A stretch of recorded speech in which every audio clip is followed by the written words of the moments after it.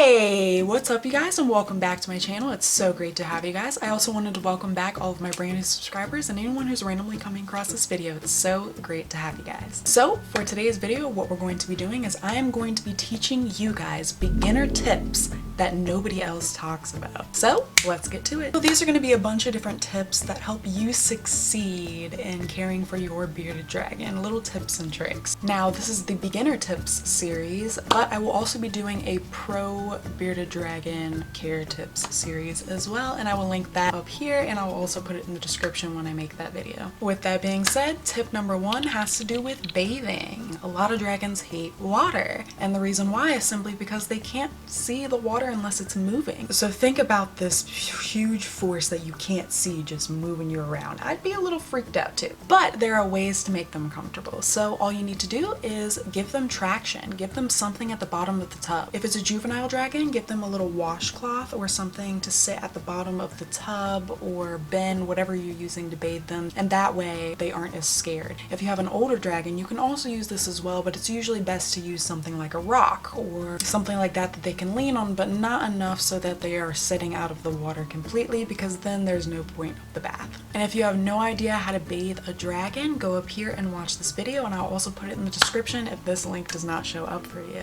And that brings us to number two, which has to do with cleaning. Now, I've seen a lot of people clean with their dragons inside the tank. And this isn't an issue as long as you're not spraying chemicals of any sort in there, because it can go into the air and then they can inhale it and it's not good for them. Plus, they might try to go up, think it's food, lick it, whatever else, ingest it. You just don't want any of those issues. So there are tips to get them out of the tank while you clean. So usually when I have to tank clean, I usually set it up with the days that they have their baths. So while I'm cleaning the tank, I have them soaking in the tub as well. Of course, I go to check on them and everything else, because you really shouldn't leave them unsupervised. And if you have no idea how to clean a tank, go up here and watch this video. I will also put that in the description as well. And if you have already bathed them, or it's just not bathing day or something like that, you can also set them up to free roam while you're cleaning the tank as well, just so that way they're out of the tank. And if you have no idea how to set an area up for them to free roam, go up here and watch this video, or go in the description and watch that as well. That brings us to number three, which is lighting. Now, bulbs blow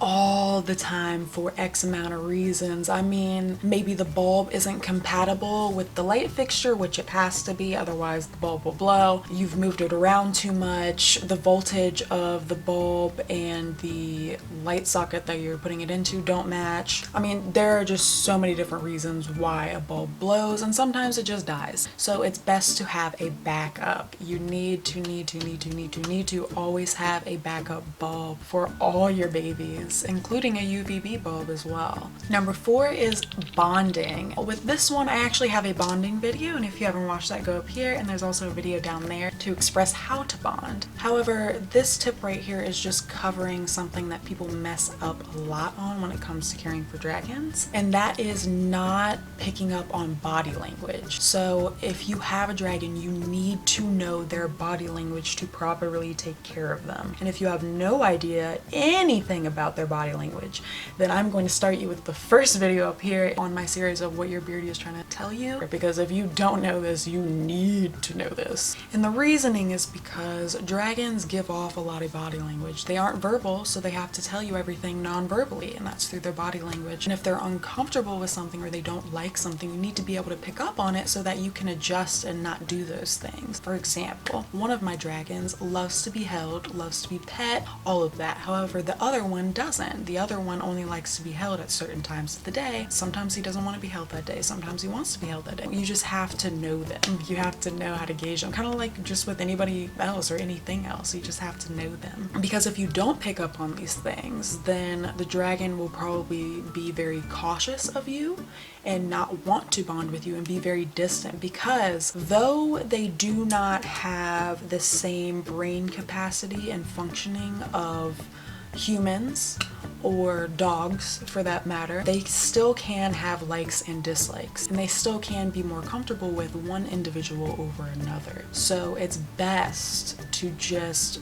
try and make them comfortable with you without doing things that make them uncomfortable. So just be mindful of that. Number 5 is feeding. Now I have a multitude of feeding videos that I'm just gonna link all under in the description. This right here has to do with the fact that a huge problem in this community is salad. A lot of dragons don't want to eat their salad. So I also put a video on how to get them to eat their salad down there as well, but there are a few tricks that have specifically worked for me. So the first thing I do when I get a dragon is I always ask before I take them home what they have been fed beforehand, because if I know what they have been fed, I know what I need to work towards, or I know what I can keep in the types of things that they do like. Then it's just a form of trial and error, seeing what they like and don't like. I mean, there are going to be days where they don't want to eat it, and there will be days where they do. For some of y'all, it might seem like they never want to eat it. They don't know it's food. That's the thing. If they have not been introduced salad as a baby, they don't really know it's food, so you have to make them know it's food. And a lot of the times that has to do with the waiting game. Dragons can go a really long time without food, but they will eat eventually, okay? But you cannot let the dragon win. Okay, because if you give in, then they win, and they know that that works. They are creatures of routine. If the routine is you're giving them salad, they don't know what it is, and it just disappears, and then they're fed something else, they're just gonna keep doing that. You wanna switch out what you're feeding in the salad and all of that. The things that get my dragons to eat the salad, they won't even touch it unless I stick my finger in it and wiggle it around. I gotta get the little finger wiggle, make it look interesting. Sometimes bring it up to their nose. All of that. It just depends on the day. And then other times I have used bee pollen. Bee pollen is great, but the issue with bee pollen is the fact that it can also cause fatty liver issues. So this is not something you should feed every day by any means. And that brings us to number 6, which is traveling. Now, a lot of people ask me, how do you travel with your dragon? And I have 2 videos on lizard adventures where I travel with them, and also what happens when the power goes out, and I'll link those down there as well. But when it comes to traveling specifically, your main objective is to keep them warm. When you're traveling, you're obviously not going to have heat lamps set up in the car.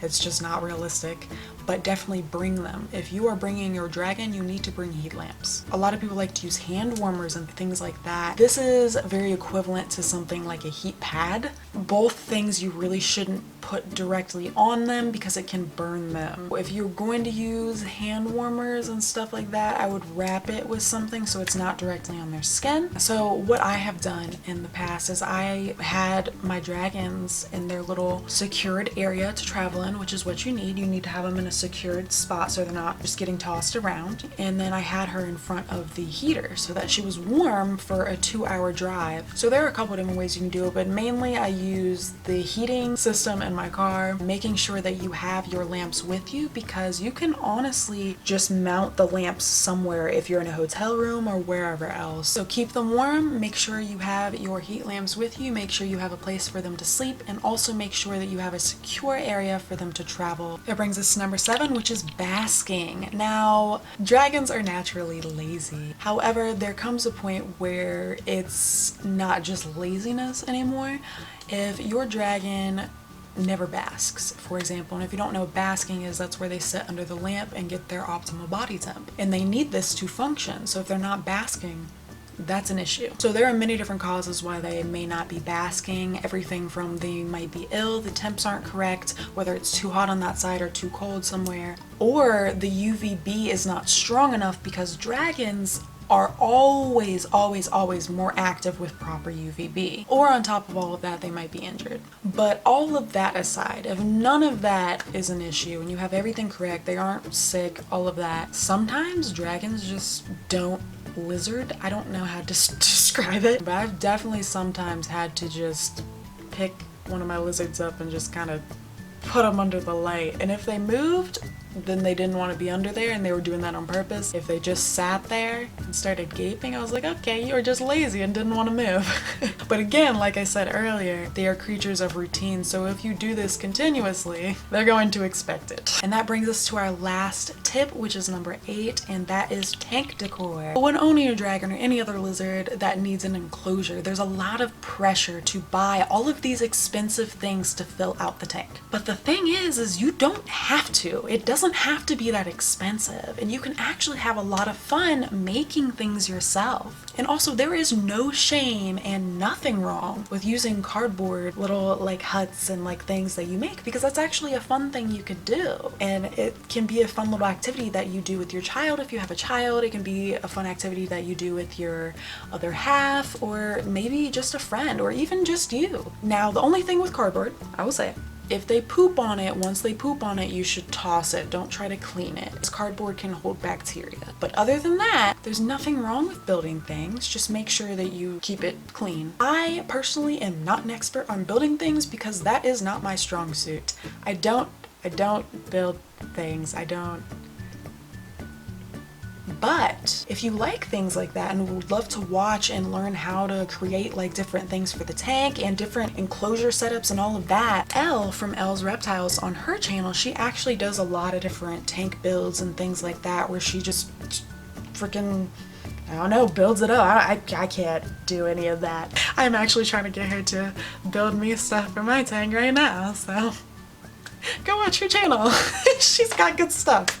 Alright you guys, so that is all I have for this video. There might be a part 2. If there is, I will link it up here, and I'll also put it in the description as well. If you're still watching, be sure to stay tuned to the end for extra lizard footage. So with that being said, be sure to like this video, share this video, subscribe if you haven't already. Be sure to turn on the notification bell for this channel and my second channel, Alex's Random Entertainment. This channel has nothing to do with lizards and is also not child friendly, so please, please, please keep that in mind if you're going to go check out this channel. Also be sure to check out my website at www.lizardguru.com for fun things for you and your lizard that you won't find anywhere else. If you would like to send me something, here is my P.O. box right here. And as always, from my family to yours, I hope you have a wonderful, wonderful week. But first, enjoy some extra lizard footage and bloopers. Mwah.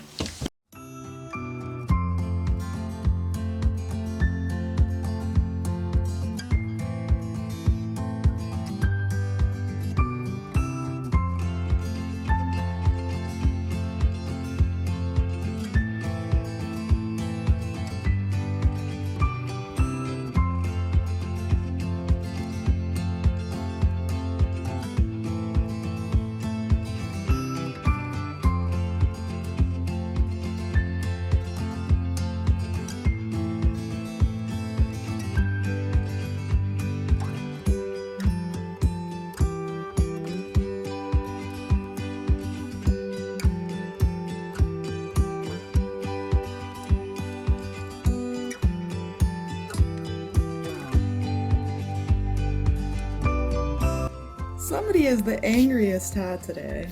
For what, my love? Why are you grumpy? What is the big grumpins doing, huh? Why are you so grumpy?